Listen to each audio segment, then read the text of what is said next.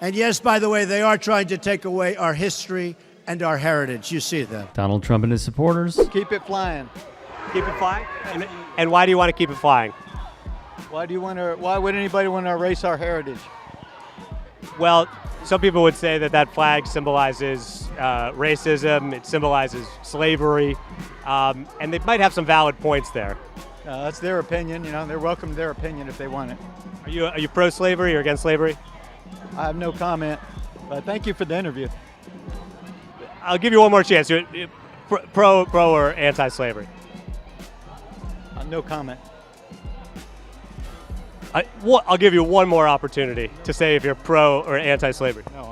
No comment. At this point, the easiest of targets for professional comedians. And look at the people that want to oppress this LBGQ or whatever the heck it is, all these transgenders and gays, and I don't believe in all that crap. That's just, If somebody was, an American who was born gay thinks that the presidency matters and their issues matter, what would you say to that person? They need to read the Bible. They need to read the Bible. Ain't but one thing you can believe and trust in this world today, and that's God's word. Shout out to our own Michael Schur for dealing with this mess. When you talk to the president of the United States, his followers will talk back to you. And they're not exactly professional comedians, whereas I am. I have nothing better to do all day than ruin some white lady from Kansas's day. Some lady the other day, I talked to Donnie, and some lady the other day read my profile, says Nimesh Patel, and she said, go back to Iraq. Which in 2002 would have been a decent insult, I read her profile. It's a white lady with a picture of her 2-year-old son. That profile says, conservative Christian mom. I wrote back, I'm gonna pray to Allah that your son is gay. Another shout out goes to Nimesh Patel, one of the best comedians in the biz. Football's become soft. Football has become soft. Now, I'll be criticized for that. They'll say, oh, isn't that terrible? But football's become soft like our country has become soft. It's true. It's true. Ah, yes, everything is so soft these days, including... It's like those Trump guys. They're always going like, you snowflakes, F your feelings and all of that. And then you make fun of Trump. They're like, oh, my God, it's so disrespectful. It's like you're saying F Joe Biden. It's like you can't have it both ways. The guy walked in the arena. Everybody cheered. She gave him the finger. Nobody got arrested. That's why this country's great. Everybody expressed themselves. Can we all be adults? I mean, I don't know about you, but I came there to go to the fights. I didn't know I was going to the Republican National Convention. My favorite thing was when Trump was going, thank you. Thank you. You know what it reminded me of? When OJ got acquitted. Remember that? When he's going, thank you. Like, I can't believe I'm getting off of this. Thank you. Thank you. Donald Trump's own supporters. It's an image that will become the defining moment for America's most chaotic and divisive president. A mugshot of inmate Donald Trump staring defiantly down the lens was for some inevitable. Yet the sight of an American president booked and photographed for the very first time like a common criminal will go down in history as one of the country's darkest days. The mugshot became a rallying cry for these folks. Meanwhile, The shirt says never surrender? That's right. And that's from when he surrendered and got his mugshot taken? Yes, it is. Okay. Thanks for letting me know. I reiterate, like shooting fish in a barrel. What about the slot machine thing where they were down for a while? The slots were so hot. Nobody's seen people play that hard and that fast. So what, it blew out the slots literally? They blew apart. Blatant lies, but no surprises here. The idea of like gas stations print money, basically. Like the only thing that is more ridiculous than a gas station shutting down is a casino. If you can't make it running a casino, hang it the f up. Stop working. Like your business model is people walk in, give me money, and leave. They get nothing. I think if you fail at a casino, you should move on to be president. That's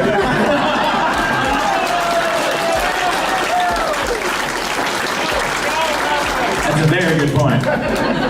Indeed it is. You're just incapable of asking a question in a positive way. It's such a positive event, and you ask it in such a negative way.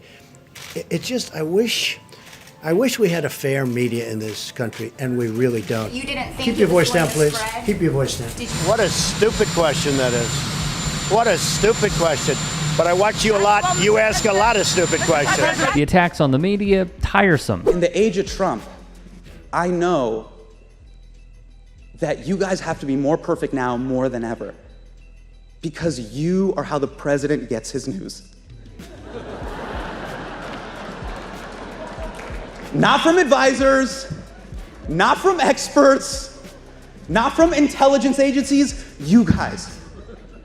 So that's why you gotta be on your A game. You gotta be twice as good. You can't make any mistakes, because when one of you messes up, he blames your entire group. And now you know what it feels like to be a minority. Now that is a good point from Hassan Minhaj at the White House Correspondents' Dinner. Very quickly, before we get into this, if there are any stories that you think we missed, if there are any that you would like to submit, get at me on Twitter, Instagram, what's the other one? TikTok. The DMs are open. There are only so many hours in a day. There's only so much that we see. So if you'd like to see us spot shadow a story you submitted, we'll give you credit, of course, as well. Send those to me. DMs open. I have said this before and I'll say it again. Comedians are pivotal. They are key, because if we believe in the likes of George Carlin, who we have broadcasted on this channel before, in his interview that still rings true to this day, he told two men that have now passed, the late Larry King and the late George Carlin. Carlin said to King on CNN, it is about not going after the marginalized, the poor, minorities, LGBTQ+, not what comedy is about. It is about calling out the elite, about calling out the powerful, about calling out the people that exploit you, that don't care if you end up homeless, that don't care if you can't make rent, the people that are pulling the levers within society, the donors, politicians that enrich themselves from said donors. It is not about punching down, it is about punching up. With comedians, it is a twist. It is not what you get from me, it is not what you get from others on the network, it is not what you get from cable news, it is not what you get from, professional Twitch streamers. It is outlining these tragedies, these horrendous acts, these oppressive acts, and putting a comedic twist on it where we can all laugh at it. Go back and look at, I think it was a clip I did on Adam Conover, and I featured an old interview from Arrested Development star, well-known comedian and actor David Cross, and how he was one of the first ones to talk about the towers, you catch my drift, and he was one of not only the first but the few to go after the Bush administration when no one would, because it was a time of patriotism, nationalism, can't say anything bad about the flag, can't say anything bad about the presidency, tough time. He did. And then others followed suit because of him. They saw the brave stance he took. In addition, these comedians, like many others, have gone on the record saying no one is being canceled. These are actually some of the best times for free speech. It is all a facade. So if you are one of those people that says that, stop doing it. The ones whose careers depend on it are telling you that's not the case. Appreciate everybody watching. Hope you have a great day.